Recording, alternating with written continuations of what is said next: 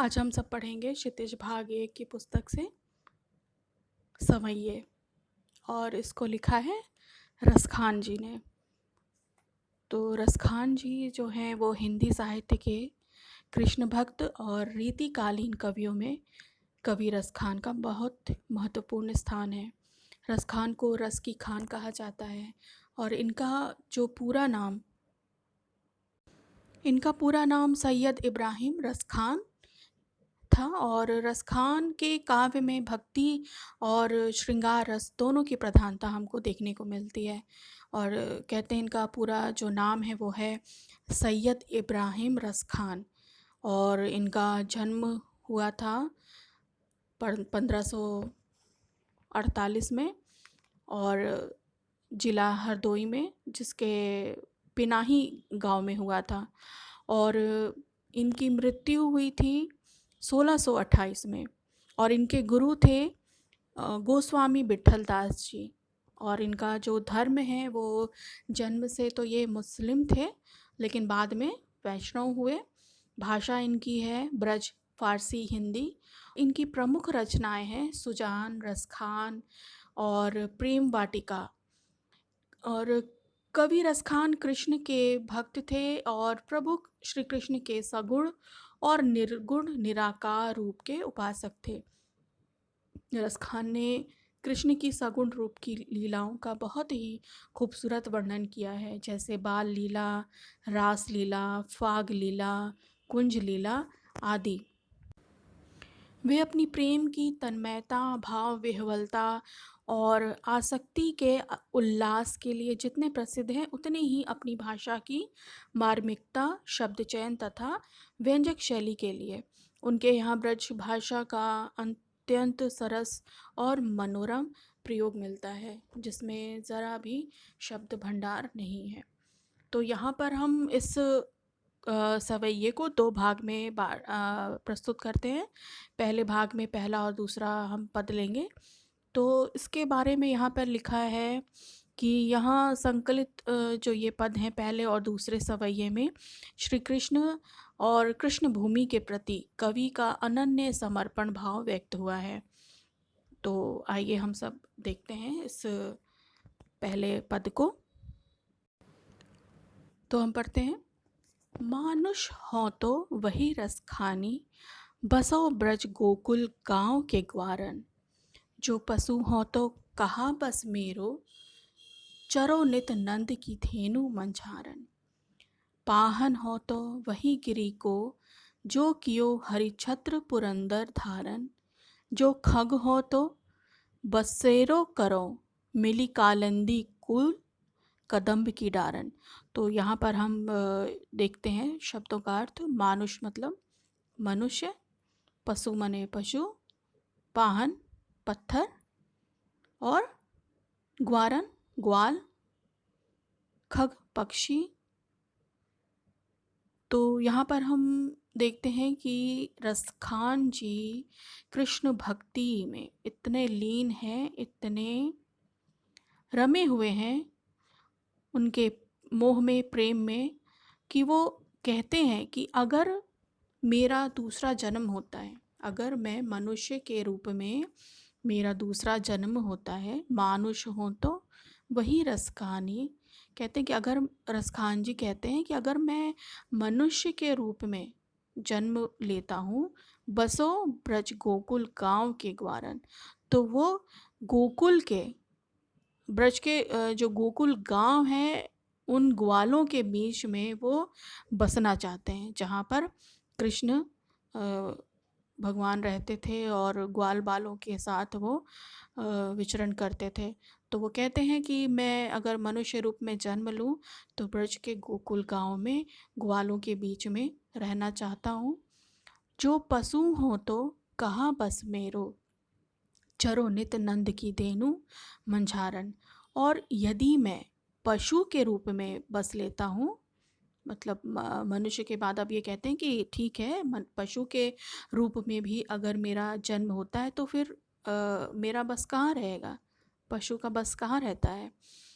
तो पशु के रूप में अगर मैं जन्म लूँ तो चरो नित नंद की धेनु मंझारण, तो नंद की धेनु के गायों के बीच में मैं चरा करूं, जहाँ पर जब कृष्ण जो है नंद की गायों को लेकर चराया करते थे, तो ये भी यही कामना करते हैं कि मैं भी नंद की गायों के बीच में ही चरा करूं।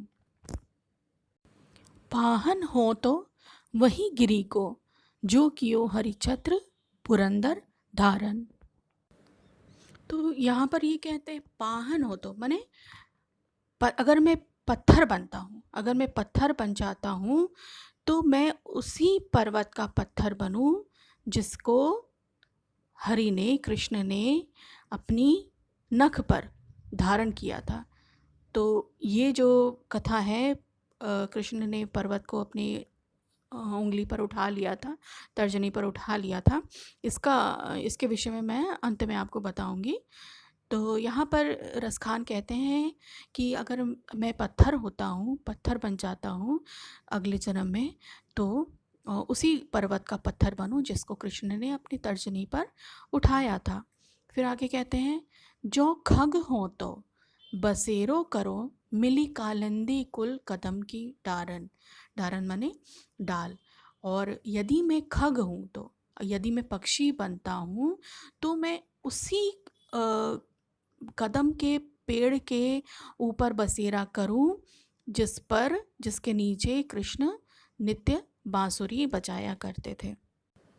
तो यहाँ पर रसखान ने अपने विषय में बताया है, इसके द्वारा हमें यही भाव पता चलता है कि लेखक जो है हर एक परिस्थिति में, चाहे मनुष्य के रूप में उनका जन्म हो, चाहे पशु के रूप में, या पत्थर बने, या फिर खग हो या चिड़िया हो, तो वो हर एक परिस्थिति में वो कृष्ण के निकट रहना चाहते हैं और उनकी निकटता, उनका सानिध्य प्राप्त करना चाहते हैं। तो इस पद के द्वारा हमें यह पता चलता है। और इस पद्यांश में आपको कृष्ण के प्रति जो कवि का प्रेम है, उनकी भक्ति है, ये आपको देखने को मिलती है। और इसमें अनुप्रास अलंकार भी आपको देखने को मिलता है, जैसे बसों ब्रज, गोकुल गांव, कालिंदी कुल कदम की। तो यहाँ पर आप देखेंगे जैसे कालिंदी कुल कदम की, इन शब्दों में क वर्ण की आवृत्ति हुई है। फिर है नित्य नंद को धेनु मंझारण। तो इस जगह पर अनुप्रास अलंकार है, इसको आप मार्क कर सकते हैं अपनी बुक में। और जो भाषा है वो बहुत ही सरल है और माधुर्य है। तो इसके बाद हम अगला पद देखते हैं। या लकुटी अरु कामरिया पर, राज तिहु पुर को तजी डारो। आठों सिद्धि नवो निधि के सुख, नंद की गाय चराई बिसारो। रसखान कबो इन आँखिन सो, ब्रज के बन बाग तड़ाग निहारो। कोटिक ए कलधौत के धाम, करील के कुंजन ऊपर वारो।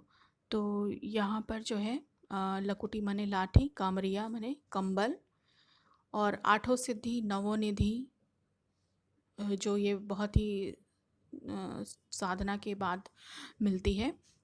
और यहाँ पर लिखा है तड़ाग मने तालाब, निहारो मने निहारना, कौटिक मने कौटिक एक कलधौत के धाम,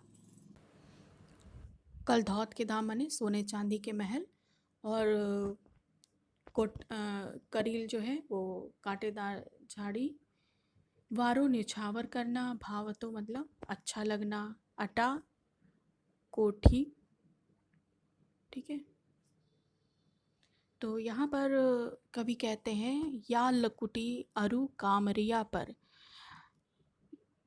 रसखान जी कहते हैं कृष्ण के उस छवि के लिए, जो वो लाठी और कंबल वाली जो छवि है उनकी, उसके ऊपर राज तिहुपुर को तजी डारो, माने तीनों लोगों के राज को वो त्याग कर देना चाहते हैं, निछावर कर देना चाहते हैं।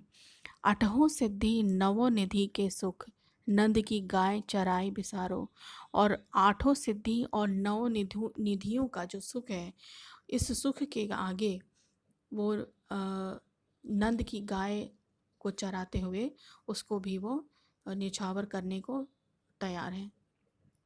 तो यहाँ पर जो ये 8 सिद्धियाँ हैं वो हैं अणिमा, महिमा, गरिमा, लघिमा, प्राप्ति, प्राकम्य, ईशित्व और वशित्व। ये जो है आपके बुक में भी दिया है, इसको आप देख सकते हैं। ये 8 जो है अलौकिक शक्तियाँ हैं जो सिद्धि और साधना करने के बाद प्राप्त होती हैं। और जो 9 निधियाँ हैं वो हैं पद्म, महापद्म, शंख, मकर, कच्छप, मुकुंद, कुंद, नील और खर्व। ये कुबेर की 9 निधियाँ कहलाती। कुबेर मतलब जो धन के स्वामी हैं कुबेर, उनके ये 9 निधियाँ हैं। तो यहाँ पर रसखान कहते हैं कि मैं नंद की गायों को चराते हुए ये 8 सिद्धि और 9 निधि के सुख को भी त्यागने को तैयार हैं। फिर आगे कहते हैं रसखान कबों इन आँखिन सो। रसखान जी कहते हैं कि कब मैं इन आँखों से, कबों, तो यहाँ पर रसखान जी कहते हैं कबों माने कब, इन आँखिन माने आँखों से, सौ माने आँखों से। रसखान कहते हैं कि कब मैं इन आँखों से ब्रज के वन, बाग, तालाब को निहारूंगा, निहारने का मुझे या देखने का मुझे अवसर प्राप्त होगा। कौटिक एक कलधौत के दाम। तो कौटिक जो है यहाँ पर कहते हैं कि कौटिक के कलधौत के धाम, करील के कुंजन ऊपर बारू। मतलब सोने के महलों को का जो सुख है, या वो सोने के महलों के सुख को भी जो कर्टीली झाड़ियाँ हैं और झंगाड़ हैं उनके ऊपर भी ये सब कुछ निछावर करने को तैयार है। मतलब जो कटीली झाड़ियों और झंखाड़ में गोकुल के गाँव में जो सुख उनको प्राप्त होता है, उसके आगे वो सोने के महलों के सुख को भी त्यागने को तैयार हैं। तो यहाँ पर हम एक बार फिर से देखते हैं रसखान जी की कृष्ण भक्ति को, उनके सानिध्य को, उनके प्रेम को यहाँ पर हमें देखने को मिलता है। और यहाँ पर आपको फिर से एक बार अनुप्रास अलंकार देखने को मिलता है, जहाँ पर है करील के कुंजन। तो यहाँ पर अनुप्रास अलंकार है। और जैसा कि मैंने आपको बताया था कि पाहन हो तो वहीं गिरी को, जो कियो हरिछत्र पुरंदर धारण, इसके विषय में आपको बताऊंगी उस कथा के बारे में। तो यहाँ पर हम जैसा कि चित्र में भी आप देख सकते हैं कि ये इसके पीछे एक कथा है कि भगवान कृष्ण की बाल लीलाओं में गोवर्धन पर्वत को नख पर उठाने की उनकी यह लीला काफ़ी चर्चित है। और श्री कृष्ण जब सुबह, कहते हैं श्री कृष्ण जब सुबह सोकर उठते हैं तो उन्होंने देखा कि उनकी जो माता यशोदा हैं वो अपने मुंह पर पट्टी बांधकर कई तरह के पकवान बना रही हैं। और कन्हैया ने जब पकवान खाने को मांगे तो यशोदा जी ने मना कर दिया। इस पर बाल कृष्ण नंद बाबा के पास पहुँचे और रोने लगे। नंद बाबा ने जब कारण जाना तो उन्होंने इसके पीछे की वजह बताई। उन्होंने बताया कि इंद्र हम सब के देवता हैं, बादल और वर्षा उनके ही रूप है। जब हम उनकी पूजा करते हैं और कई प्रकार के पकवानों का भोग उन्हें लगाते हैं तो वे प्रसन्न होते हैं। वे प्रसन्न होकर वर्षा करते हैं, जिससे वह जो ये धरती है हरी भरी हो जाती है, फसलें लहलहाती हैं। इस पर कृष्ण ने कहा कि नंद बाबा, जीव का जन्म कर्म से होता है और जो कर्म करते हैं ईश्वर उन्हीं को फल भी देते हैं। हम सबके देवता तो गिरिराज गोवर्धन नाथ हैं, हमें तो उनकी पूजा करनी चाहिए। इस पर केशव ने नंद बाबा से कहा कि अगर हम गोवर्धन की पूजा करेंगे तो वह प्रसन्न होंगे और वे इंद्र के प्रकोप से ब्रज वासियों की रक्षा भी करेंगे। कान्हा की बात से सहमत होकर सभी ब्रजवासियों ने गोवर्धन जी की पूजा की। तब इंद्र को इस बात की सूचना मिली और इंद्र नाराज़ हो गए। फलस्वरूप उन्होंने 7 दिनों तक भारी वर्षा की, जिससे ब्रजवासियों की संकट बढ़ने लगी। और जो श्री कृष्ण इस पर जो है श्री कृष्ण ने इंद्र के प्रकोप से ब्रजवासियों को बचाने के लिए गोवर्धन पर्वत को अपने नख पर उठा लिया, जिससे समस्त जो ब्रजवासी गोवर्धन जी की शरण में आ गए। उनको इंद्र के प्रकोप से राहत मिली और इंद्र का घमंड चूर हो गया। उन्होंने इसके लिए श्री कृष्ण और ब्रजवासियों से क्षमा भी मांगी। तभी से अन्नकूट या गोवर्धन पूजा कार्तिक शुक्ल प्रतिपदा को होता है। इस दिन वेदों में इंद्र, वरुण, अग्नि आदि देवताओं की पूजा का विधान है। इस दिन महिलाएं गोवर्धन की पूजा करके सुख और समृद्धि की कामना करती है। तो ये कथा है इस उसका गोवर्धन पर्वत का। तो इसका जो नेक्स्ट पार्ट है वो हम लोग अगले भाग में समझेंगे। Thank you.